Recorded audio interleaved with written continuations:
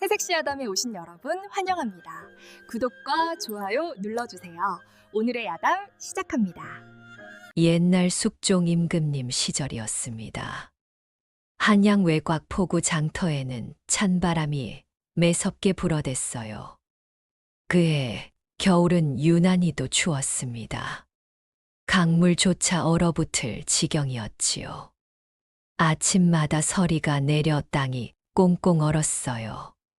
흉년까지 겹쳐 백성들의 살림은 말이 아니었습니다. 곡식이 귀해지고 물가가 치솟았지요. 한 말에 8냥 하던 쌀이 15냥으로 뛰었어요. 장터에는 생선 비린내가 진동했습니다. 고기값이 떨어져 팔리지 않은 생선들이 쌓여 있었거든요. 상인들은 한숨만 내쉬었어요. 이런 세상에 누가 생선을 사 먹겠나. 배고파도 생선은 안 사지. 그래도 사람들은 살아야 했습니다. 추운 겨울에도 장터는 문을 열었어요. 얼어붙은 땅 위에서 좌판을 벌리고 손님을 기다렸지요. 팔리지 않아도 나와야 했습니다. 포구 장터는 그렇게 겨울을 견디고 있었어요. 비린내 나는 삶이지만 그게 바로 백성들의 일상이었습니다. 장터 한 구석에 심씨 할머니가 있었습니다. 포구에서 생선을 떼어다 파는 노파였어요. 새벽같이 일어나 포구로 가서 생선을 골랐지요. 등에 지고 장터까지 한참을 걸어왔습니다. 할머니의 손은 거칠게 굳어 있었습니다. 생선을 손질하느라 칼에 베인 자국도 여럿이었어요. 옷자락에는 늘 비린내가 배어 있었지요. 아무리 빨아도 냄새는 가시지 않았습니다. 할머니는 외아들을 억울한 송사 끝에 잃었어요. 3년 전 일이었습니다. 아들이 싸움에 휘말렸는데 상대가 양반 자제였지요. 결국 아들만 죄를 뒤집어 쓰고 옥살이를 했어요. 옥에서 병을 얻어 죽었습니다. 할머니는 아들 무덤 앞에서 얼마나 울었는지 눈이 다 퉁퉁 부었었지요. 이제 세상에 기댈 곳이 없었습니다. 혼자 생선을 팔며 하루하루를 살아갈 뿐이었어요. 사람들은 심씨 할머니를 거칠다고 했습니다. 말도 투박하고 성질도 급했거든요. 손님이 값을 깎으면 버럭 소리를 질렀지요. 이게 얼마나 신선한 건데. 하지만 그건 겉모습일 뿐이었어요. 할머니의 속은 누구보다 여렸습니다. 다만 혼자 살다 보니 굳어진 것뿐이었지요. 생선 비린내처럼 할머니의 삶도 씁쓸했습니다. 아들 기일이 돌아왔습니다. 심씨 할머니는 새벽부터 장을 봤어요. 두부 한 모, 나물 한 접, 막걸리 한 병. 형편이 넉넉지 않아 제사상도 소박했지요. 무덤을 찾아 산길을 올랐습니다. 눈이 소복이 쌓여 있었어요. 할머니는 지팡이에 의지해 천천히 걸었지요. 아가, 엄마가 왔다. 무덤 앞에 앉아 술 한 잔을 올렸습니다. 눈물이 주르르 흘러내렸어요. 3년이 지났어도 아들 얼굴이 눈에 선했지요. 억울하게 갔지만 저승에선 편히 쉬거라. 할머니는 한참을 앉아 있었습니다. 차가운 바람이 불어도 일어서지 못했어요.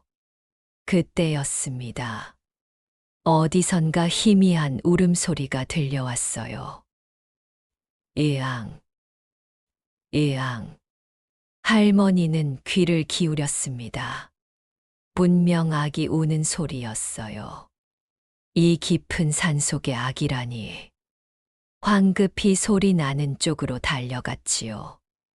무릎이 시큰거렸지만 참았습니다. 눈 속에 작은 아이가 버려져 있었어요. 사내 아이였습니다.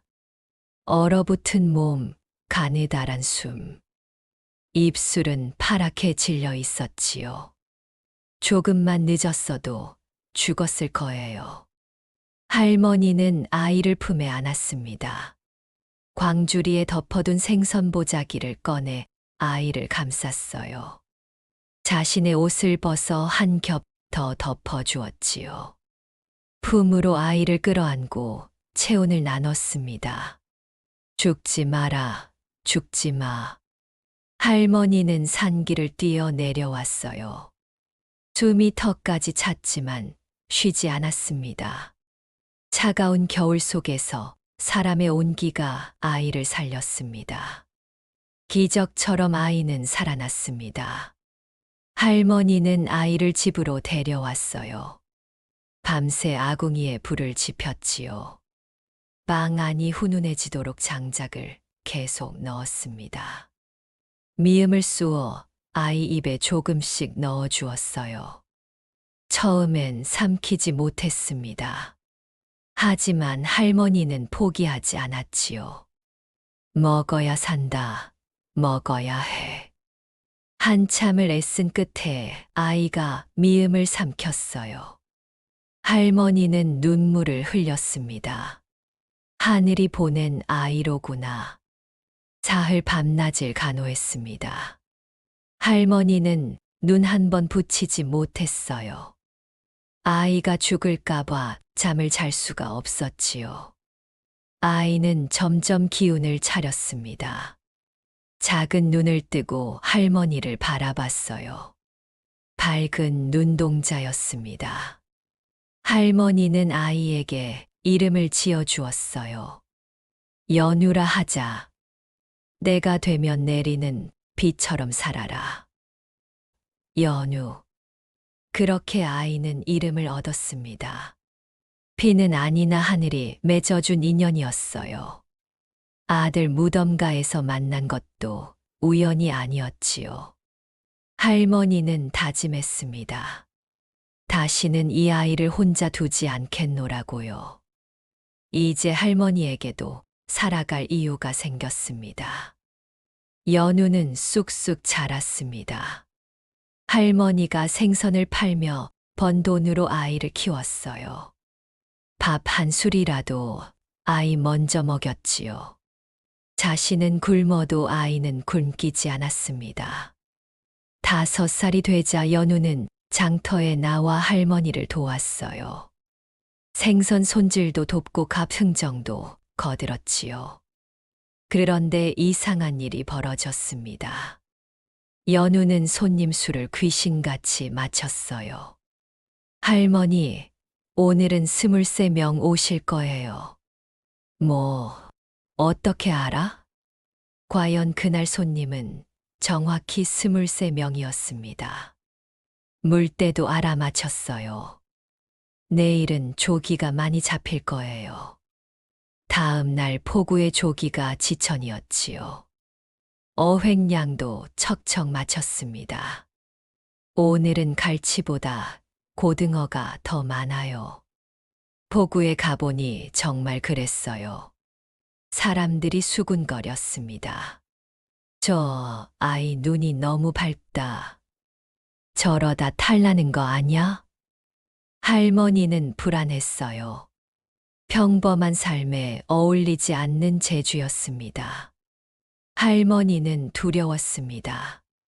예리한 아이는 오래 못 산다는 게 세상 이치였거든요. 뛰어난 재주를 가진 아이는 곱지 않은 시선을 받았지요. 시기와 질투가 따랐습니다. 어느 날 밤 할머니는 연우를 불렀어요. 연우야, 할머니 말 잘 들어라. 네, 할머니. 앞에선 모자란 척하거라. 내 재주를 함부로 드러내지 마. 연우는 고개를 갸웃거렸습니다. 왜요? 똑똑한 것도 죄가 되는 세상이란다. 내가 잘났다고 시기하는 사람들이 많아. 할머니의 목소리는 떨렸어요. 아이를 지키고 싶은 마음뿐이었지요. 연우는 할머니 말을 따랐습니다. 사람들 앞에서는 더듬거렸어요. 계산도 일부러 틀린 척했지요. 저기요. 이거 얼마예요? 계산이 잘 안 돼요. 사람들은 고개를 끄덕였습니다. 그래, 그 정도면 평범하지. 하지만 밤이 되면 연우는 할머니에게 물었어요. 왜 제 재주를 숨어야 해요?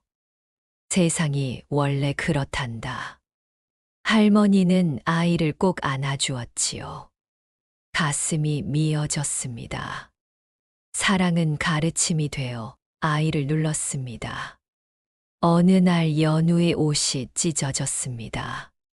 장터에서 뛰어놀다가 나뭇가지에 걸렸어요. 옷자락이 찢어졌지요. 아이고, 이를 어쩌나. 할머니는 바늘과 실을 꺼내 옷을 꿰맸습니다. 옷고름을 정리하다가 이상한 것을 발견했어요. 옷가락지 속에 작은 물건이 숨겨져 있었습니다. 할머니는 조심스럽게 꺼냈어요. 손가락 한 마디만 한 작은 인장이었지요. 매화 문양이 새겨져 있었습니다. 옥으로 만든 귀한 물건이었어요. 이게 뭐람? 할머니는 깜짝 놀랐습니다. 장터에서 살아온 자신이 봐도 범상치 않은 물건이었지요. 그때였습니다. 너돌이 선비 하나가 좌판 앞을 지나가고 있었어요. 선비는 인장을 보더니 걸음을 멈췄습니다. 안색이 확 변했어요. 그게 어찌. 선비의 손이 떨렸습니다. 뭔가 아는 물건인 것 같았어요. 할머니는 재빨리 인장을 감췄습니다. 뭘 보십니까? 저기 그 인장. 선비는 말을 잇지 못했어요. 장터에 있어서는 안 될 물건이었습니다. 선비는 생선을 핑계로 좌판에 머물렀습니다. 조기 한 마리 주시오. 네, 얼마 드릴까요? 선비는 생선을 고르는 척하며 연우를 관찰했어요. 아이의 행동 하나하나를 놓치지 않았지요. 연우가 생선을 손질하는 모습을 봤습니다. 칼질이 능숙했어요. 5살 아이치고는 놀라운 솜씨였지요. 값을 계산하는 것도 지켜봤습니다. 아이는 순식간에 암산을 해냈어요. 비록 일부러 틀리는 척했지만 선비의 눈은 속일 수 없었지요. 영특한 아이로군. 선비의 머릿속에 옛 기억이 떠올랐습니다. 70년 전 일이었어요. 이대감이라는 분이 억울하게 죽었지요. 영모죄를 뒤집어 쓰고 참형을 당했습니다. 선비는 그때 이대감의 집안일을 돕던 사람이었어요. 이대감이 억울하다는 걸 알았지요. 하지만 힘이 없어 아무것도 할 수 없었습니다. 그 뒤 떠돌이 신세가 되었어요.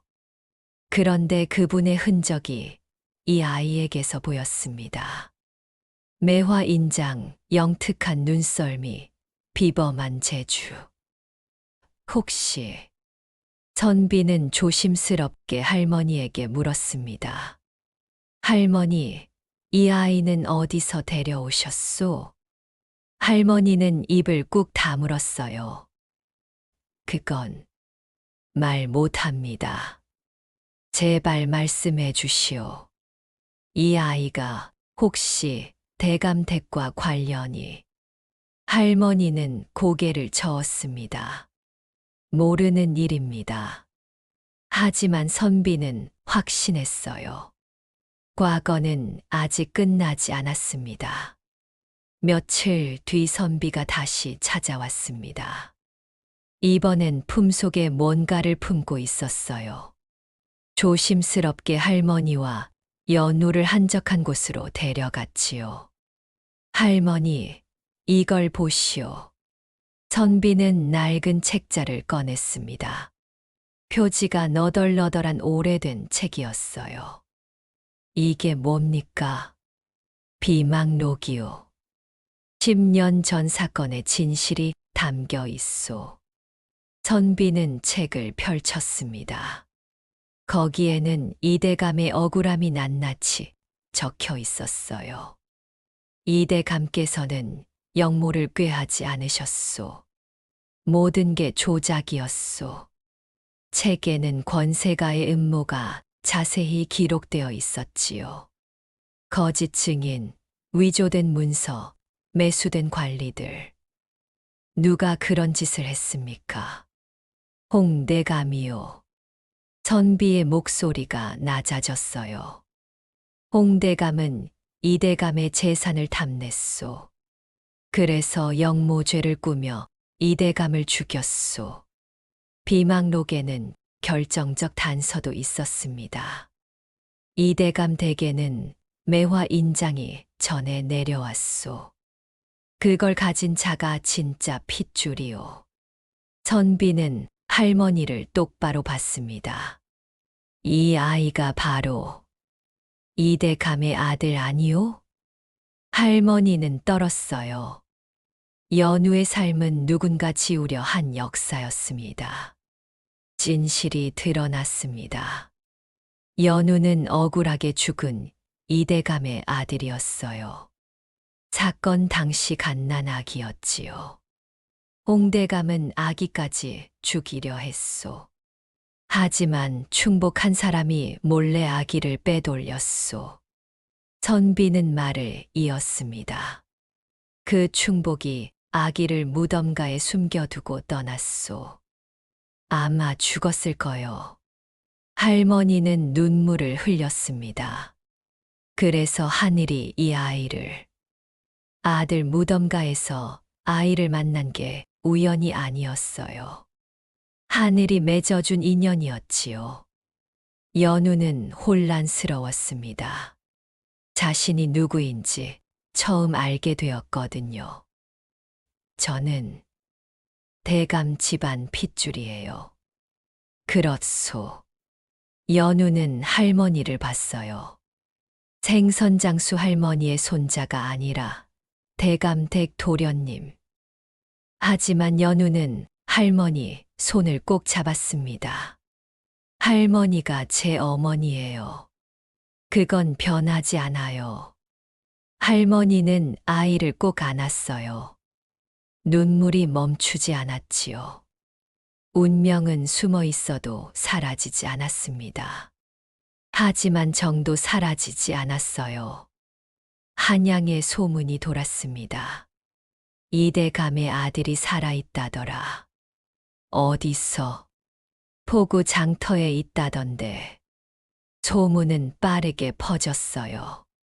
곧 홍대감의 귀에도 들어갔지요. 홍대감은 식은땀을 흘렸습니다. 그 아이가 살아있다니. 10년 전 일이 떠올랐어요. 이대감을 모함해 죽인 일, 재산을 가로챈 일. 모든 게 탈로 날 위기였지요. 절대 안 돼. 그 아이를 없애야 해. 홍대감은 즉시 부하들을 불렀습니다. 포구 장터로 가거라. 생선장수 할미와 아이를 찾아라. 죽이라는 말씀입니까? 흔적도 없이 처리하라.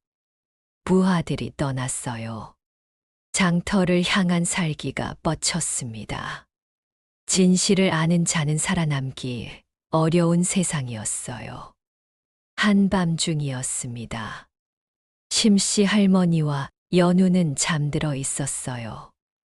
갑자기 밖에서 소란이 들렸지요. 저기다. 불을 질러라. 자객들이 들이닥쳤습니다. 횃불을 던졌어요. 활활 불길이 치솟았습니다. 할머니는 깜짝 놀랐겠어요. 연우야, 아이를 흔들어 깨웠습니다. 연기가 방 안으로 들어왔어요. 불이야, 빨리 나가자. 할머니는 연우의 손을 붙잡고 뒷문으로 달려갔지요. 밖은 아수라장이었습니다. 평생 지켜온 생선 좌판이 활활 타오르고 있었어요. 할머니, 연우가 울었습니다. 하지만 돌아갈 수 없었어요. 자객들이 칼을 뽑고 쫓아왔습니다. 죽여라. 할머니는 연우를 등에 업었어요. 눈 감아. 할머니만 믿어. 무릎이 시큰거렸지만 참았습니다. 아이를 지켜야 했어요. 삶의 터전을 잃었지만 할머니는 후회하지 않았습니다. 아이보다 귀한 것은 없었거든요. 두 사람은 어둠 속으로 사라졌습니다. 포구를 따라 강변으로 달렸습니다. 할머니는 숨이 턱까지 찼어요. 다리가 후들거렸지요. 하지만 멈출 수 없었습니다. 어둠 속에서 발소리가 들려왔어요. 저쪽이다. 추격자들이었습니다. 점점 가까워지고 있었어요. 할머니는 나이 든 몸으로 한계에 다다랐습니다. 더 이상 뛸 수가 없었어요. 할머니, 쉬세요. 안 돼. 더 가야 해. 그때 연우가 말했습니다. 할머니, 이쪽이에요. 아이는 강변 바위를 가리켰어요. 물기를 읽어낸 거지요. 저쪽으로 가면 바위 뒤에 동굴이 있을 거예요. 어떻게 알아? 물소리가 달라요. 연우는 숨겨온 판단력을 발휘했습니다. 정확히 길을 찾아냈어요. 과연 바위 뒤에 작은 동굴이 있었습니다. 두 사람은 동굴 안으로 숨었어요. 추격자들은 지나쳐 갔습니다. 어디 갔지? 더 앞쪽을 찾아봐. 발소리가 멀어졌어요. 할머니는 그제야 숨을 내쉬었지요. 재능은 처음으로 사람을 살렸습니다. 두 사람은 강가 동굴에 숨어 밤을 보냈어요. 동이 텄습니다. 선비가 동굴을 찾아왔어요. 밤새 두 사람을 걱정하며 찾아다녔지요. 할머니, 연우 무사하시오. 선비님. 선비는 심각한 표정이었습니다. 더 이상 숨어 지낼 수 없소. 행궁으로 가야 하오. 행궁이요. 격쟁을 해야 하오. 격쟁. 백성이 직접 임금님께 억울함을 호소하는 것이었어요. 하지만 위험했습니다. 실패하면 목숨을 잃을 수도 있었지요. 함부로 나섰다가는 오히려 역적으로 몰릴 수 있었어요. 할머니는 두려웠습니다. 그건 너무 연우를 봤어요. 아이는 떨고 있었지만 눈빛은 단호했습니다. 할머니, 괜찮아요. 연우야, 할아버지의 억울함을 풀어드려야 해요. 할머니는 결심했습니다. 아이의 용기에 힘을 얻었어요. 내가 살아온 게 증거다. 두려움보다 진실을 택했습니다. 세 사람은 행궁을 향해 떠났어요. 목숨을 건 싸움이 시작되었습니다. 행궁 앞에 도착했습니다. 커다란 북이 걸려 있었어요. 격쟁북이었지요. 억울한 일을 당한 백성이 치는 북이었습니다. 연우는 북 앞에 섰어요. 작은 몸집이 떨렸지요. 선비가 북채를 건넸습니다. 자, 연우, 내 손으로 정의를 울려라. 연우는 북채를 받았어요. 어린 손이 떨렸습니다. 쿵. 북소리가 울려 퍼졌어요. 행궁 전체가 울렸지요. 쿵, 쿵. 연우는 계속 북을 쳤습니다. 온 힘을 다해 쳤어요. 사람들이 모여들었습니다. 저 아이가 격쟁을? 무슨 일이래? 군중이 웅성거렸어요. 관리들이 달려왔지요. 누구냐, 감히 격쟁을. 연우는 큰 소리로 외쳤습니다. 이대감의 억울함을 풀어주십시오. 작은 목소리였지만 파문을 일으켰어요. 이대감. 10년 전 영모죄로 죽은 그 이름. 이대감이라니. 그 사건이 다시 임금님께 사연이 전해졌습니다. 임금님 앞에 섰습니다. 연우는 떨리는 손으로 매화 인장을 올렸어요. 선비는 비망록을 펼쳤지요. 이대감은 억울합니다. 선비가 증언을 시작했습니다. 10년 전 사건의 진실을 하나하나 밝혔어요. 홍대감이 옆에 서 있었습니다. 얼굴이 새파랗게 질렸어요. 거짓말이오. 이대감은 분명 영모를 꾀했소. 아니올시다. 연우가 나섰습니다. 어린 목소리였지만 또렷했어요. 장부를 보십시오. 영모 자금이라던 돈은 실제로 존재하지 않았습니다. 연우는 비망록의 숫자를 짚어가며 설명했어요. 거짓 장부의 날짜가 맞지 않는 것, 증인들의 진술이 서로 모순되는 것. 홍대감께서는 열흘에 2,000냥이 움직였다 하셨지요. 하지만 실제 은고에는 100냥도 없었습니다. 그건. 홍대감은 말문이 막혔어요. 연우는 계속했습니다. 제가 돌아가신 할아버지의 아들입니다. 매화 인장이 그 증거입니다. 어린아이의 치밀한 논리였지만 명확했어요. 홍대감의 거짓말이 스스로 무너졌습니다. 진실은 결국 숫자처럼 남았어요. 임금님이 호통쳤습니다. 홍대감을 잡아들여라. 금군들이 홍대감을 붙잡았어요. 홍대감은 무릎을 꿇었지요. 용서하십시오.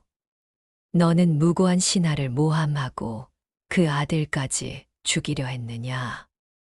황송하옵니다. 홍대감은 파직되었습니다. 재산도 모두 몰수되었어요. 영모를 꾸민 죄로 귀양을 갔지요. 이대감의 명예가 회복되었습니다. 이대감은 억울하게 죽었도다. 오늘부터 명예를 회복하노라.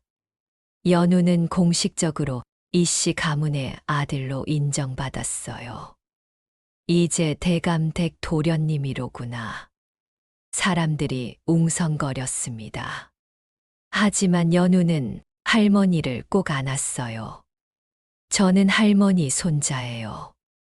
정의는 늦게 왔지만 반드시 왔습니다. 연우는 공부를 시작했습니다. 이씨 가문의 재산이 돌아왔어요. 큰 기와집에서 살게 되었지요. 하지만 연우는 할머니를 모셨습니다. 할머니, 여기서 함께 살아요. 나는 괜찮다. 안 돼요. 할머니 없으면 저도 없어요. 할머니는 눈물을 흘렸어요.